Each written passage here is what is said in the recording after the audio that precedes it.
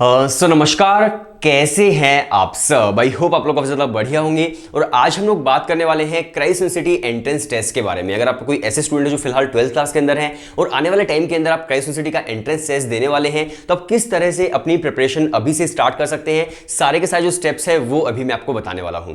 और देखिए, हम लोग पिछले लगभग 2 साल से प्रिपरेशन करवा रहे हैं सभी एंट्रेंस एग्जाम्स की। क्राइस्ट है, सिम्बायोसिस है, नासम मुंजी है, इपमेट जिपमेट हो गया, फिर दिल्ली यूनिवर्सिटी है।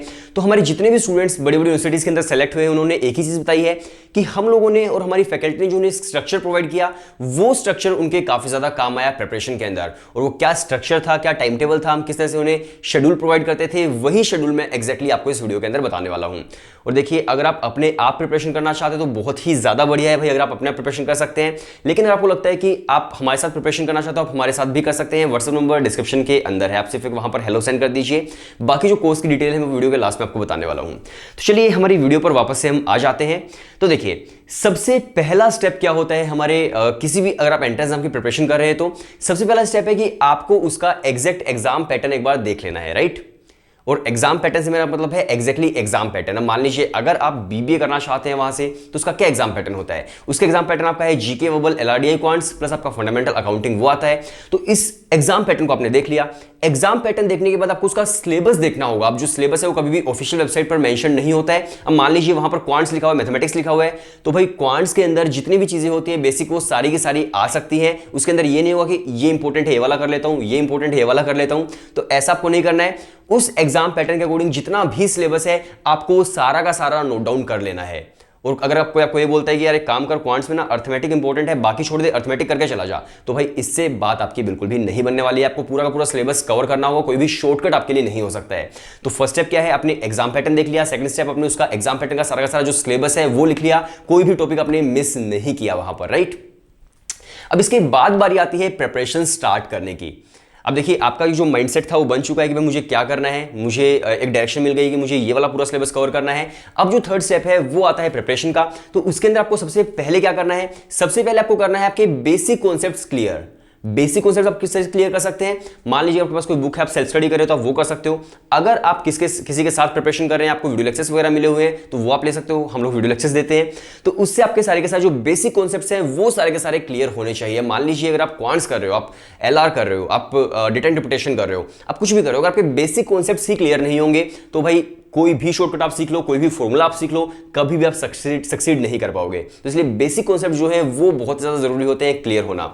तो आपने बेसिक कॉन्सेप्ट्स क्लियर किए। बेसिक कॉन्सेप्ट्स क्लियर करने के बाद आपको क्या करना है, आपको फिर प्रैक्टिस करना शुरू करना है। अब प्रैक्टिस किस तरह से करेंगे, आपके पास उस कॉन्सेप्ट से रिलेटेड हजारों क्वेश्चंस होने चाहिए, मतलब एक पूरा पूरा क्वेश्चन बैंक होना चाहिए, ताकि आप सारा दिन उस चीज की प्रिपरेशन कर सकें। ऐसा नहीं है कि आपके पास 10 क्वेश्चन थे, आपने कर लिया, उसके बाद आपके पास कोई क्वेश्चन ही नहीं है, आपने 20 कर लिया, उसके बाद कोई क्वेश्चन नहीं है। तो भाई आपके पास एक पूरा का पूरा क्वेश्चन बैंक होना चाहिए प्रैक्टिस करने के लिए। और प्रैक्टिस जब आप करोगे तभी आप एग्जाम के अंदर सोल्व कर पाओगे। अब देखिए, मान लीजिए अगर आपने आपकी जो बेसिक कॉन्सेप्ट है वो क्लियर कर लिया, आपने प्रैक्टिस कर ली, जब आप एंट्रेंस एग्जाम के अंदर जाओगे तब अक्सर क्या होता है, आपके पास टाइम कम पड़ जाता है। आपको लगता है कि यार इतने सारे क्वेश्चंस हैं, इस टाइम के अंदर तो मैं कंप्लीट कर ही नहीं पाया। तो उसके बाद क्या स्टेप आपको करना होता है, आपको मॉक टेस्ट लेने होते हैं। मॉक टेस्ट बेसिकली होते हैं स्पीड बिल्डिंग के लिए, ताकि जब आप एंट्रेंस एग्जाम के अंदर जाओ तो वहां पर आपकी जो स्पीड है वो बिल्कुल मेंटेन रह सके उस एंट्रेंस एग्जाम की स्पीड से। क्योंकि देखिए, मॉक टेस्ट बेसिकली आपके रियल एंट्रेंस एग्जाम जैसे ही होते हैं। जब आप मॉक टेस्ट देते हो उसी टाइम फ्रेम के अंदर, तो आपकी स्पीड बिल्डिंग होती है, आपको पता चलता है यार इतने टाइम के अंदर मुझे कितना एग्जाम अपना करना है। तो मॉक टेस्ट बहुत ही ज्यादा जरूरी चीज होती है, राइट। तो आपने बेसिक कॉन्सेप्ट्स क्लियर किए, आपने प्रैक्टिस कर ली, आपने मॉक टेस्ट दे दिए। अगर आप इन तीनों चीजों को परफेक्टली कर लोगे तो डेफिनेटली जब आप एंट्रेंस एग्जाम देने के लिए जाओगे तो आप बहुत ही ज्यादा बढ़िया तरीके से प्रिपेयर हो चुके होंगे। इसके साथ साथ देखिए, यहां पर एक चीज और भी है कि आपको एक थोड़ी सी मेंटरशिप भी चाहिए होती है, राइट, जो हम लोग प्रोवाइड भी करते हैं। आप कहीं और से भी ले सकते हो, मैं ऐसा नहीं बोल रहा कि हमसे ही पढ़ो, कहीं से पढ़ सकते हो। तो मेंटरशिप की भी काफ़ी ज़्यादा जरूरत होती है। मेंटरशिप के अंदर क्या होता है कि आपके एकेडमिक प्लस नॉन एकेडमिक्स दोनों के दोनों डाउट्स जो है वो सोल्व होने बहुत ज़्यादा जरूरी होते हैं। एकेडमिक डाउट्स मतलब मान लीजिए आप पढ़ाई कर रहे हो, पढ़ाई के अंदर आपको कुछ क्वेश्चन समझ नहीं आ रहा है, आपको कोई कॉन्सेप्ट समझ नहीं आ रहा है, तो एकेडमिक डाउट सोल्व करने के लिए आपके पास मेंटर होना चाहिए।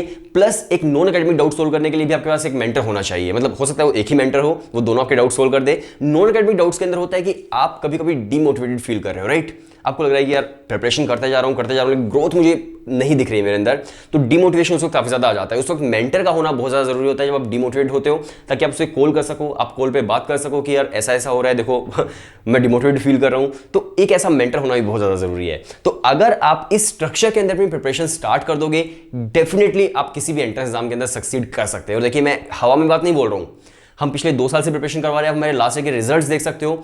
इवन हमारे स्टूडेंट्स ने IIM इंदौर का एंट्रेंस क्रैक किया है, IIM रोहतक का किया है, इसके अलावा जिपमेट का हमारे स्टूडेंट्स ने एंट्रेंस क्रैक किया है, इसके अलावा क्राइस्ट क्रैक किया है, सिम्बोसिस क्रैक किया है, पहले ड्यूजेट होता था वो ड्यूजेट क्रैक किया, अब CUT हो गया है।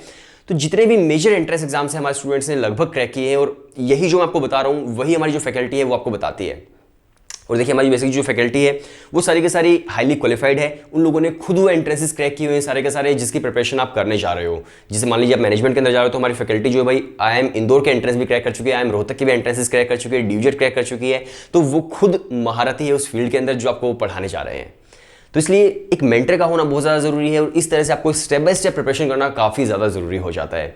तो आप एक काम कर सकते हैं, हमारा व्हाट्सएप नंबर डिस्क्रिप्शन के अंदर, अगर आप प्रिपरेशन करना चाहते हो आप एक हेलो सेंड कर दो। वहाँ पर हम लोग सबसे पहले आपको डेमो वीडियो सेंड करेंगे। अगर आपको डेमो वीडियो समझ आती है, डेमो वीडियो सही लगती है, तभी आप एंट्रेंस की प्रिपरेशन अपनी स्टार्ट करना। तो डेमो वीडियोस बहुत ज़्यादा ज़रूरी होती है देखनी कोर्स लेने से पहले, क्योंकि देखिए आपने सुना होगा पहले इस्तेमाल करें फिर विश्वास करें तो वो काफ़ी ज़्यादा ज़रूरी है, राइट। वीडियो देखने के लिए शुक्रिया। मिलते हैं नेक्स्ट वीडियो के अंदर। व्हाट्सएप नंबर डिस्क्रिप्शन के अंदर है।